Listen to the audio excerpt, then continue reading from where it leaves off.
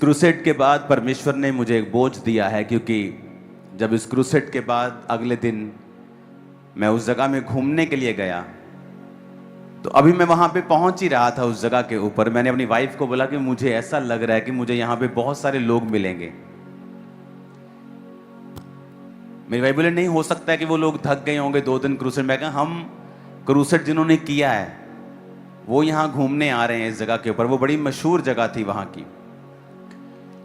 तो मैं अभी बोल ही रहा था कि सामने जैसे ही हमने नारियल पानी पीने के लिए रुके, मेरा स्पिरिचुअल सन वहां खड़ा था। उसके आगे रुके तो पास्टर्स मिलने लगे। तो जहां हम घूमने गए थे वहां पर 70-80% लोग क्रिश्चियन थे और सभी मुझे जानते थे।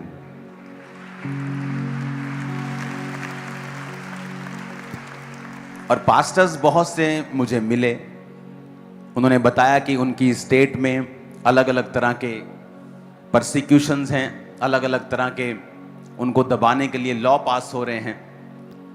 तो मेरे अंदर ये बोझ परमेश्वर ने उसी दिन से, उसी क्षण से डाल दिया था।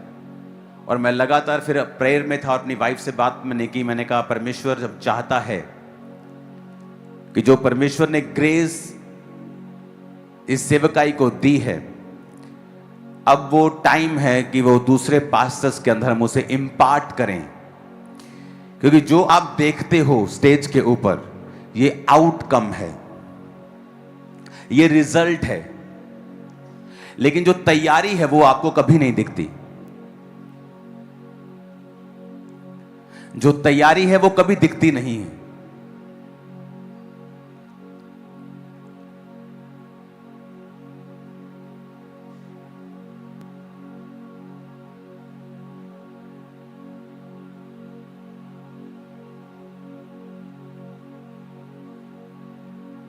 अपने पड़ोसी को बोलो तैयारी दिखती नहीं कभी।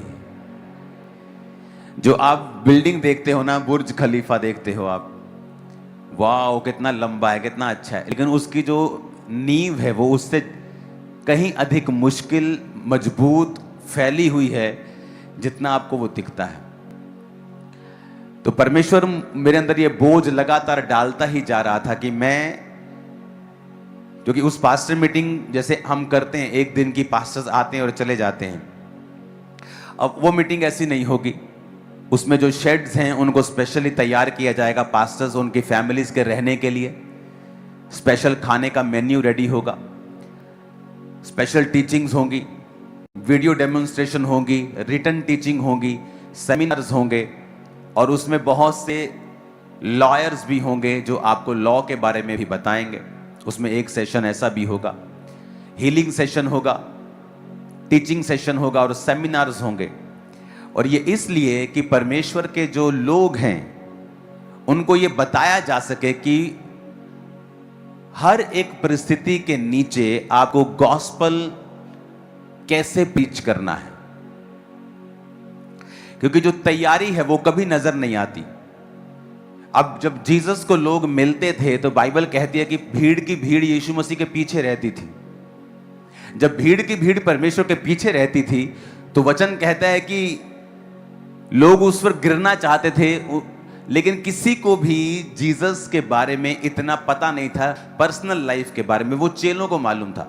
इसलिए वचन कहता है कि वो 3-3.5 साल उसने चेलों को ट्रेंड किया। यीशु मसीह ने लोगों के साथ सिर्फ 34 दिन बिताए हैं सेवकाई के दौरान। जब वो लोगों के साथ बैठे, उनको हील किया, उनको डिलीवर किया, उनको प्रीच किया।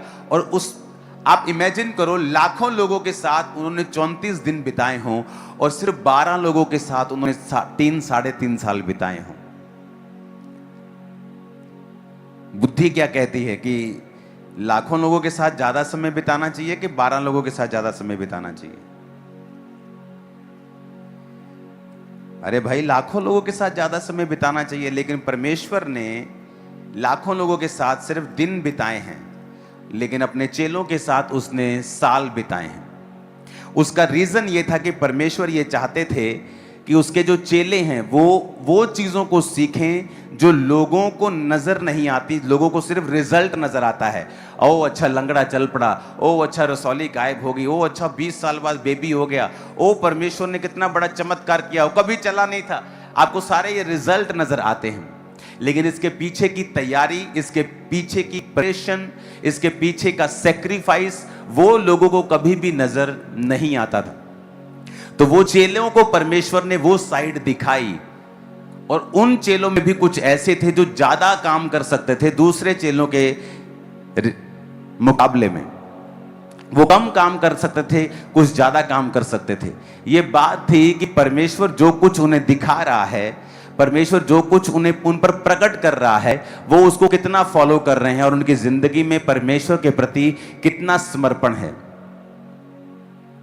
ऊंची आवाज में कहो हालेलुया। तो ये बोझ अब मेरे अंदर घर कर चुका है कि मैं पास्टर्स को बुलाऊं और उन्हें ये टीच करूं। और टीच लंबी होगी, सुबह घंटों हो रही है, फिर लंच टाइम के बाद शाम को घंटों हो रही है, और दिन रात हो रही है, फिर 1 दिन, फिर 2 दिन, फिर 3 दिन, फिर प्रेयर माउंटेन के साथ, प्रार्थना के साथ वो जुड़ेंगे। तो वो पूरा हफ्ता हम यही काम करेंगे। तो पास्टर्स को ईस्टर के बाद मैं अनाउंसमेंट करूंगा कि हम कब वो मीटिंग चर्च में अरेंज कर रहे हैं। तो ये एक ब्लेसिंग होगी कि पास्टर्स, क्योंकि पास्टर अगर अच्छी तरह से सीखता है, वो हजारों को बचाता है, वो सैकड़ों को छूता है। अगर वो ट्रेंड है, अगर वो वेल इक्विप्ड है, अगर उसे पता है कि मुझे क्या करना है, मुझे किस तरह से सेवकाई को करना है, जब विरोध है तब मुझे क्या कहना है, किस तरह से सेवा को आगे बढ़ाना है,